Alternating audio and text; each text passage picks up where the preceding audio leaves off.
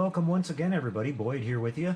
We're back with another update on our Enterprise Refit build. Things are moving right along for us now, you guys. We're making some good progress here. I've had this thing drying for a little while after we glued the upper and lower saucer halves together. So now it's time to take care of this seam that we have on along the bottom edge here. So I've just been starting off here back by my impulse deck and working my way across a little bit at a time. I'm just taking some tape here and putting it on the side just below the actual line where the seam is, so we don't sand away much of our detail here. We're going to lose a little bit no matter what you do. We've got a nice little remedy coming for these sensor bands here too, you guys. I talked to Jerry at HDA Model Works, and he's developing a nice set of sensor band decals that'll be a little bit more crisp and detailed than the ones that come with the kit. So we're going to be able to clean that up real nice. So we've got this little bit of a overhang right here from the saucer edge, where you can see in one spot it overhangs a little bit, and the next spot it's kind of flush. And that's due to the fact that when you put these side walls on here, you can't be totally precise with that. So we're just going around here, and I'm using this 180 grit sandpaper. I'm being real aggressive on it at the start here, and I'm just working this this overhang down a little bit just to get it to come flush with the side of the saucer. Okay, and it doesn't take a whole lot, especially with this 180 grit. It starts coming into alignment pretty quick.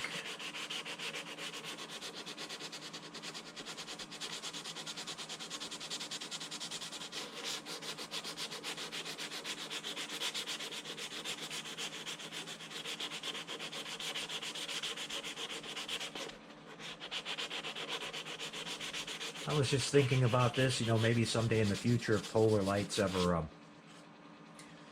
retools this kit or comes out with a new 1/350 scale, it'd be nice if they could make that saucer where those side walls were already on the saucer, kind of like they have on the 350 TOS kit. That would make this part of the job a lot easier. Things would line up a lot straighter. But we're working with what we have, and a little bit of elbow grease here, a little bit of time, and we'll get this all cleaned up. Okay, and I just run my finger over it to make sure I don't feel any lip there anymore. If we have a little low spot, that's not to worry, because we're going to fill that in with some of our putty.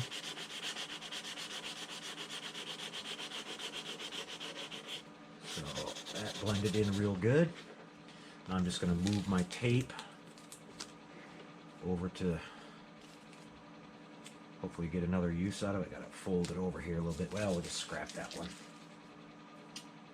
I try to conserve my tape as much as possible. I don't know if you guys are like me. You go to the store to buy this stuff anymore. It's like, wow, it's like doubled in price in the last year or so. Like almost everything, I guess. So I'm just staying just above these little windows here. I don't want to get into that too much. And we're starting to get a little bit flatter on our saucer edge here too, so we're not going to have to sand as much. I'm mainly sanding off the little hard chunks of glue that squeeze through when we clamp the saucer together. That's always a good sign. That means your glue got in there and penetrated real good.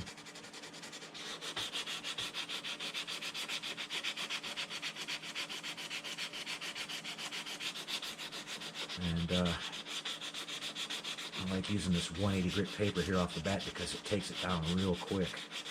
We'll come back. I've got some 320 and some 600 behind that, so this is pretty rough when it sands, but we'll clean that up afterward here.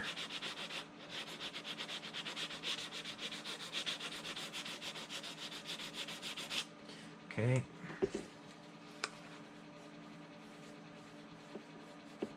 That's looking pretty good. Oops, ripped my tape.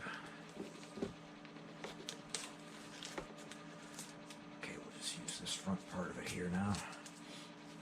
Just keep working our way around, you guys. That's all there is to it.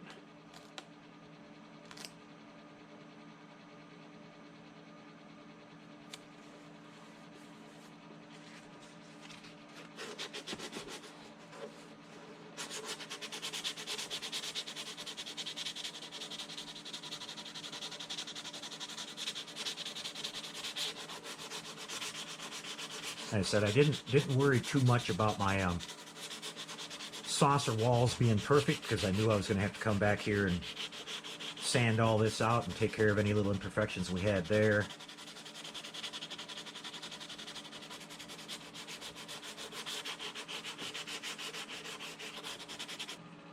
Back once more, everybody, and while we were away here, I just took my detailer towel here and I just put some water on it, and I wiped just above and just below the seam line to get rid of all the excess putty we had there. So all we're doing now is we're going to be sanding on the actual seam itself and getting this cleaned up. I'm using 320 grit sandpaper here, and we'll just give it a light scuff down here. You can start seeing our powder coming off there, so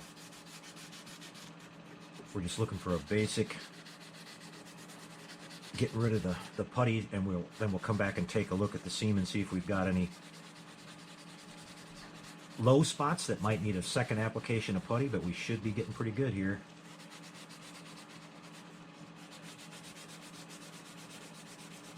I like this stuff. It's very sandable, and we're losing a little bit of the sensor band detail around here. There's really, you know, you do your best from the very beginning, like I was showing you, to preserve most of it, and I'm sanding very lightly here, but it's just one of the faults with this kit.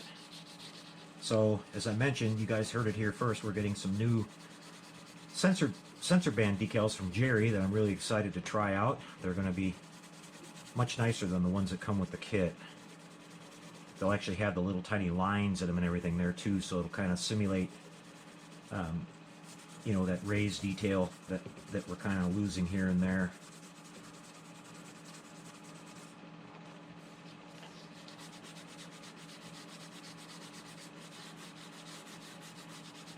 So far so good, guys. I don't see any obvious low spots. We're going to get it as close as we can by eye here, and then we're going to take a little bit of primer and spray it on there, and that's when we can really tell what it'll look like. And then if we need to putty a little bit more on top of that, we can. We may go back and forth doing that 1 or 2 times and then be ready to do our final paint work here. We've definitely got to prime this again, you guys, because if I was just to spray regular white paint back on this, it will have huge light leaks, and I don't want to spray, you know, because the light's going to leak right through the plastic. We've sanded off a lot of our. It's light blocked on the inside too, but it's still coming through a little bit. Those lights are really bright that we've got up close to those window groups, so. I don't want to use a black or anything like that because then it'll be really hard to cover with the white again. We'll have to spray a lot of paint to get that to cover up, so we're just going to use our primer gray first. Primer really covers good. We'll check it in low light before we put our paint on there to make sure all the light leaks are gone. Got to be careful sanding here because I don't want to sand away my little masks for my rec deck there. Now we're going to work down this little area right here around the impulse deck. I've got some masks I can put back on in place there too that we'll be doing before we paint.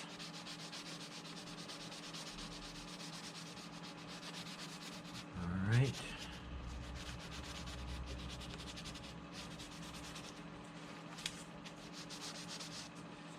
Kind of filled in on me. Let's check these and make sure they didn't get.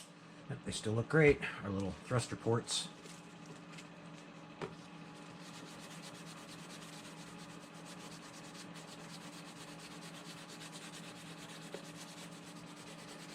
Just staying on the edge, guys. I don't want to sand much around the top part of the saucer at all. That's all. This has all been painted and cleared and everything, so it's kind of right up out to this edge right here that I want to stay inside of.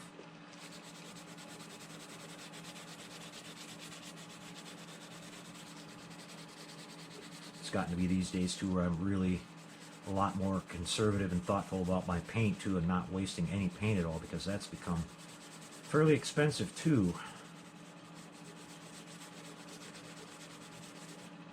Okay.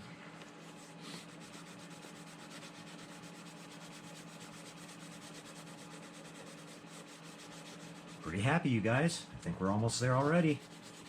This one wasn't too bad, you know. Sometimes they're worse than others. I've had, especially on the TOS saucers, some of them, sometimes I clean them up pretty quick, and sometimes I got to work on it for several hours until I'm happy with it. But just kind of depends on how it all goes together and how the parts were made and everything.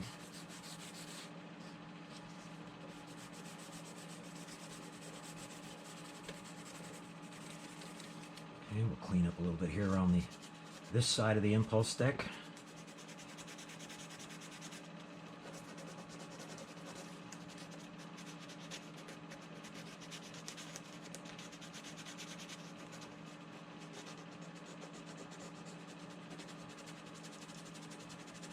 I did dab a little bit of putty right in here. There is a little gap between the deck and the bottom part of the saucer there. That gets covered up when you put the neck on, but just kind of, you know, make it look nice anyway.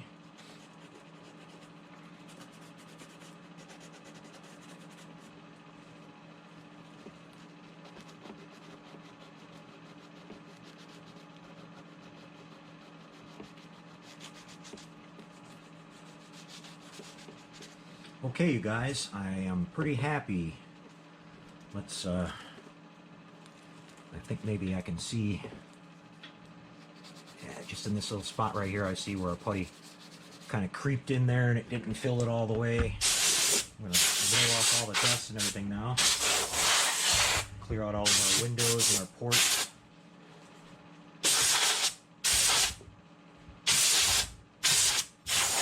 Now, a lot of you guys ask me this question, Boyd, how can you paint and, you know, not worry about the paint getting in there and getting on our LEDs that are back in there? Well, guys, when you're spraying like this, especially we're going to be using an airbrush, not much paint's going to get in there at all. If a tiny little bit of it does, it's not going to affect the LEDs that are in there at all. Remember, they're glued down on the top up in there, so it's not going to hurt them. Same thing with our little yellow thruster ports here. I got a little bit of putty that's stuck in these two round windows in the bottom row here, so I got to clear that out of there, you guys. Do that now while we see it.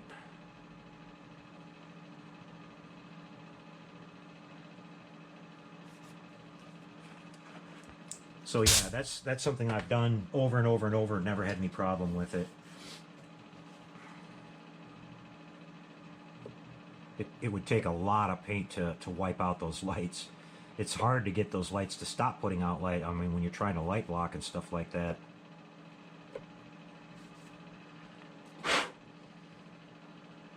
Make sure our windows are back to being nice and round.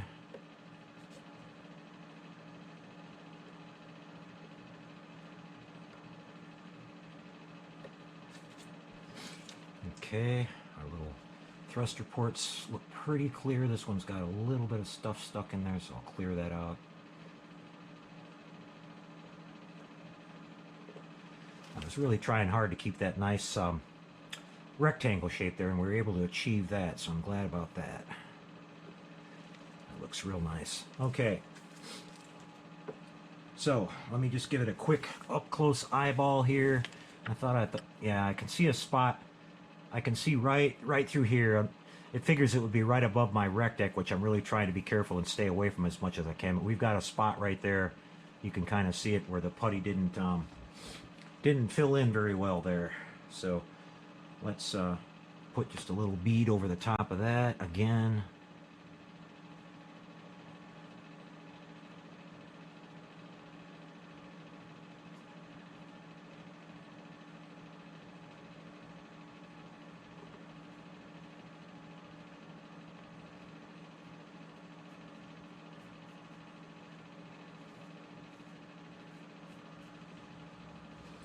Check out the rest of it here.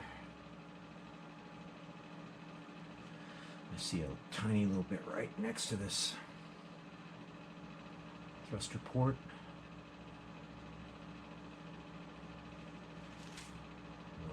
there.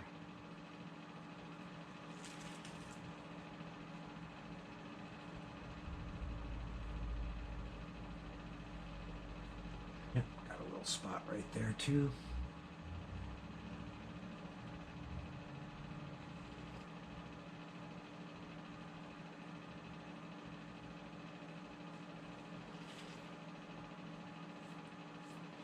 Not bad, guys. For the most part, it looks really good. Kind of hard to tell right now with it all being scratched up and everything, but in person you can eyeball it up close and you can basically tell when you're getting close. Okay, another quick break, you guys. Let this dry again for a couple minutes. Come back, and that'd probably be our last go around with the 320. And then we're going to bust out some primer and put it in our airbrush and start doing a little bit of touch up around the edges here and checking for light leaks. Be right back with that.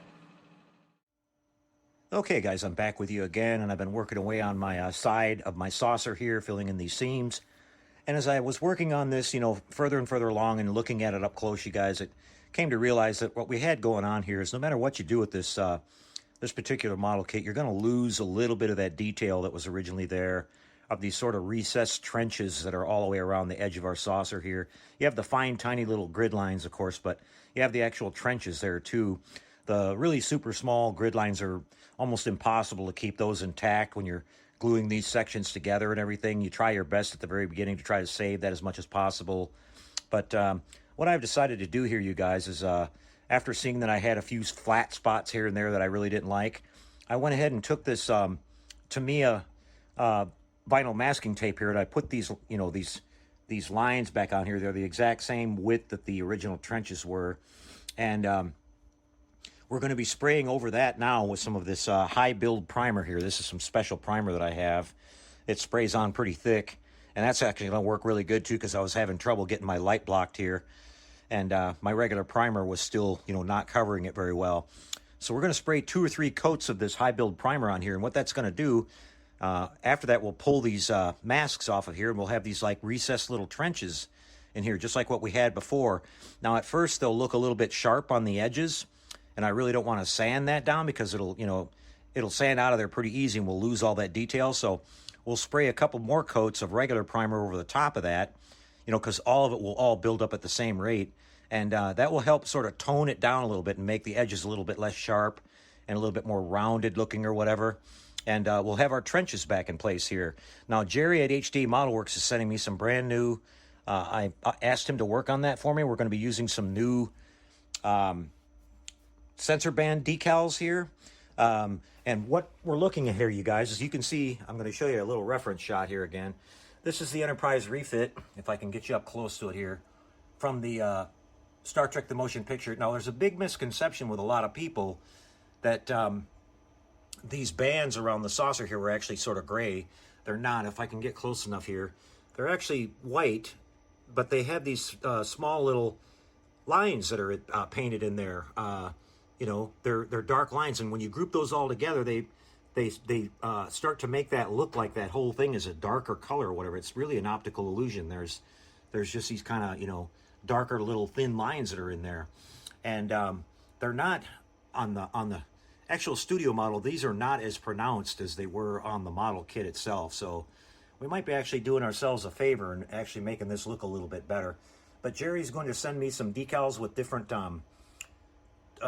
tones as far as how dark or how light they are, and I'm going to be able to experiment around a little bit until I can kind of replicate this look here. And if we have to have a little bit of gray in there to get that to look like that, that's what we're going to do. But at least we're going to have these trenches in here where we can put these decals, and they'll be slightly recessed or whatever, and that'll also help to line the decals up and make sure they go on nice and straight when you put them on, if you just stay within those trenches, because we made nice straight lines all the way around here.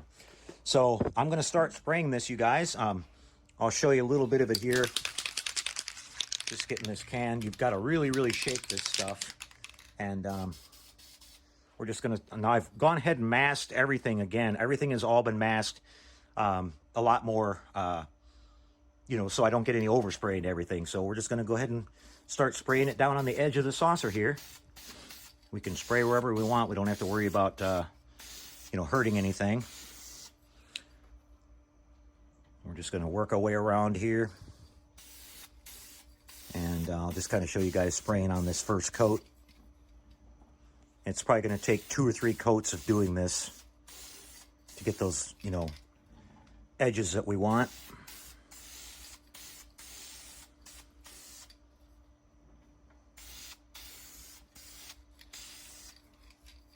Again, this is a special primer. You can see it says high build formula. I keep a can of this around just for, you know, doing certain little projects where I need a lot of coverage, or I'm trying to, I'll be using this actually on the, some of this stuff on the Nomad that we're working on, because he's been 3D printed and we have to sort of, you know, help fill in those styrations that you get, or whatever they're called, from, you know, 3D printing from a filament printer.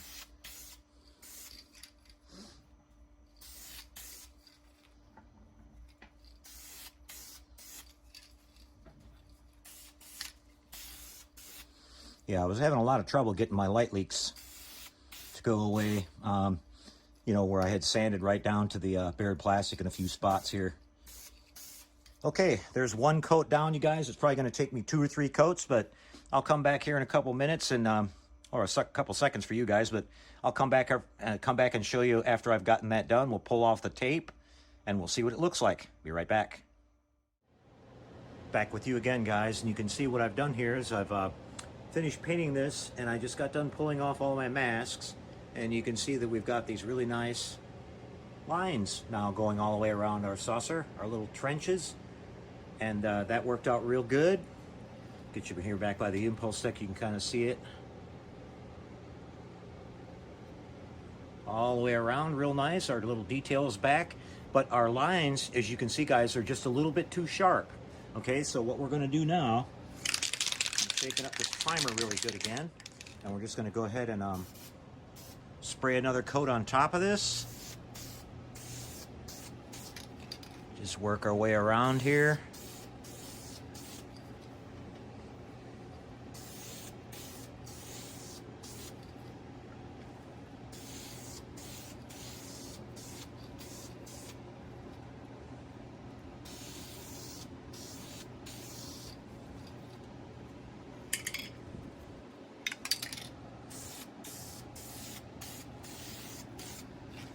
Just to kind of take that hard edge off of those things, you guys. We just don't want that on there. We want to, gotta be careful my wires don't mar my paint here. Okay. And that's toning those down just a tiny little bit, you guys. But so there we have it. That's going to look really nice. And then we can put our little decals right in those little grooves right there, so we'll have a nice place to guide when we put those in. So I'm going to let this dry for a little bit, and then we're going to come back and respray all of our white. We're going to be using our Tamiya white primer and get that all put back in place, and the saucer will all be spick and span. I'm going to go ahead and put my photo etch airlock back in place before I do that, and we'll be all set. Be right back. Back with you once more, everybody. Right off the bat, my apologies, you guys. I filmed one little segment here of me, the final little segment there of me putting all my white paint back down on the saucer and using the Tamiya primer. But my video camera has been acting up lately. Even though it records, every once in a while I wind up with a corrupted file for some reason, and that's exactly what happened. So I've got a new camera on the way. It's okay. I've been wanting to upgrade for a while anyway to a much better camera. So I've got a really nice 4K camera that's on its way that I can use for a lot of other things besides modeling. And so it's going to be a big improvement. And hopefully by the time we put out a next video, I'll have that camera figured out and start showing you much better footage here. I'm on my cell phone right now, so this doesn't do as good a job. But hopefully you can see what I'm talking about here. Just want to pick up the saucer edge here and show you this nice line that we've got going around here now. Our trenches are back in place. If I can get close to this. And that turned out really, really nice, guys. I'm really happy. This will be the method that I'm going to use going forward on these models if I ever build any more of these refits. It just turns out really nice. I'll show you the kind of the side over here where our airlock door is. It turned out really nice, you guys. And that'll be a nice guide for when we put our decals on for the sensor bands, because we've got nice straight lines that we can use for a guide there. And it's just not worth trying to battle that whole thing from the very beginning where you're, you know, trying to do everything possible to lose it, to keep from losing that detail that's there. But due to this, to the design of this kit, where we've got these little pieces that go on in segments, and you're going to have little imperfections there, you got to try to hide. It's true that the decals, or by the time you paint the sensor bands on, it will hide a lot of that. But as I was saying there a minute ago, when I was putting down my primer and everything, the more I could see it, the more I was just going, most people probably wouldn't notice it, but I was looking at it more and more going, it's just not up to par. So this is the method that we chose. And like I said, it sometimes we find these things out and you just kind of, change your plans or whatever, but it worked out definitely to our benefit here. I'm really, really happy. This is by far the nicest saucer I've had turn out on one of these refit builds. I'm really, really pleased with it. And then I'll just mention really quick that what I've done after I got all the white put back on our saucer here, I went around and pulled all of my masks. I had all these little navigation lights, the thruster ports. I had all that stuff masked off, and so I pulled all the masks out of there, checked to make sure everything was still functioning properly. We didn't have any overspray on anything. And then I came back with my solar res here. I'm using this really tiny little applicator. I found these over at Hobby Lobby. They sell these on a card where I think 6 of these bottles come in one. So I bought a bunch of these. These are going to come in handy in the future. But I put my solar res in here, and I just came in and I filled in all the little lenses for the thruster ports, for the navigation lights. I didn't do any windows. We're going to be doing those at the very end, and I don't think I'm going to use solar res for those. And when we get to that point, I'll explain to you why. But it's mainly that this solar res is actually too clear. It's almost like glass, and I don't want to have twinkling going on when we move around, and you might even be able to see some wiring. There's no way you can avoid, by the time you put that much wiring in a model, that you might look in some of these windows and see a wire in the background or something. So I prefer to use something that's a little bit more diffused. So canopy glue has always been my go-to for that. So I think that's what I'm going to use. But, I was using that little injector tool to do that all the time. And these little bottles will work really good for that. I can just put some canopy glue in one of these bottles and just go around and do all my little windows there at the very end. So that's going to work out really good. We'll just turn the power on here for you quick and show you that all of our lights are working really nice.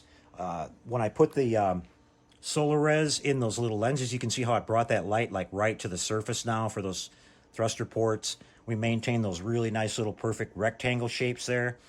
And so when I do my Aztec painting, spraying down our iridescent paints, I can put little masks over top all this stuff now, and we don't have to worry about it. Everything's flush and looking really good.